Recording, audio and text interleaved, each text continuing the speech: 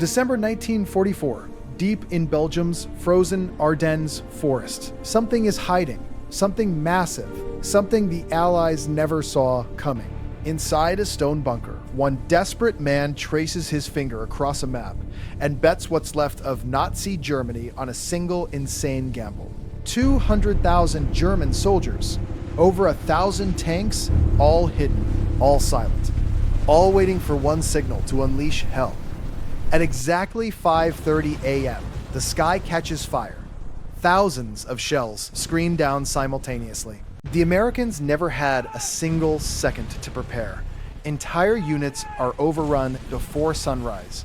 No winter gear, no clear orders, just frozen soldiers running and dying.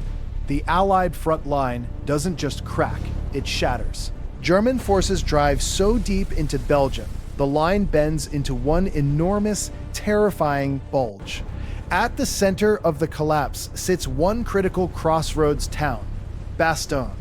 Bastogne, the Germans need it, and they're closing in from every single direction. 18,000 American paratroopers dig into the frozen earth around Bastogne, surrounded, outnumbered 5-1, and completely cut off from help. Then the Germans do something extraordinary. They send a formal letter to the American commander, politely asking him to surrender and save his men's lives. General McAuliffe reads every word carefully, then picks up his pencil and writes back the most defiant single word in American military history. 500 miles away, the most dangerous general America has ever produced stares at a map and sees not a disaster, but an opportunity. Eisenhower calls an emergency meeting. Every general in the room looks worried. Patton slams his finger on Bastogne and says, "Give me 3 days." What happens next stuns the entire military world. Patton turns his entire army 90 degrees in a blizzard, a move military schools still study today. Thousands of freezing soldiers march through whiteout conditions, clinging to tank holes for warmth, every mile harder and colder than the last. Inside Bastogne, a church becomes a hospital.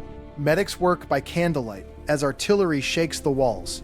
Every man knows, help must come soon or not at all. German Tiger tanks roll through abandoned villages like ghosts, crushing everything in their path, hunting for the road that leads straight into Bastogne. But the Americans don't just wait to die. Through waist-deep snow and pitch-black forests, they launch savage counterattacks, buying Bastogne one more hour at a time. When the clouds finally break, American P-47 Thunderbolts scream down from the sky, shredding German supply lines and turning the tide from above. A single Sherman tank bursts through the tree line. The siege is broken. You inside Bastogne, soldiers fall to their knees in the snow. 2 men, one who held the line, one who fought through hell to reach it, grip each other's hands through a broken wall. No words needed. None exist. The relief of Bastogne doesn't end the battle. It ignites it. The full Allied war machine rolls forward. German tanks, out of fuel, out of ammunition, out of hope, sit stranded on icy roads. One by one, the men who started this storm raise their hands. In his underground bunker, Hitler receives the news. His last gamble has failed. The man who started the most devastating war in history now faces its end. What remains when the guns finally go silent is this: fields of helmets, American and German alike, frozen into the earth of a country that just wanted peace.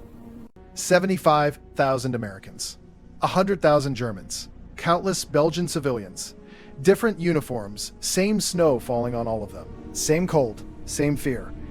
Over 19,000 Americans never came home from these frozen forests. A chaplain kneels in the snow because some debts can only be paid with silence. Patton stands on the hill above it all. The battle won, the price paid. A great general who understood better than anyone that victory and tragedy are always the same thing. Bastogne was rubble in January 1945. Today, it is a living, breathing town, filled with children who exist only because those frozen soldiers refused to quit. He was 19 years old in those foxholes. Now he sits quietly by a winter window, holding a photograph of the boy he was.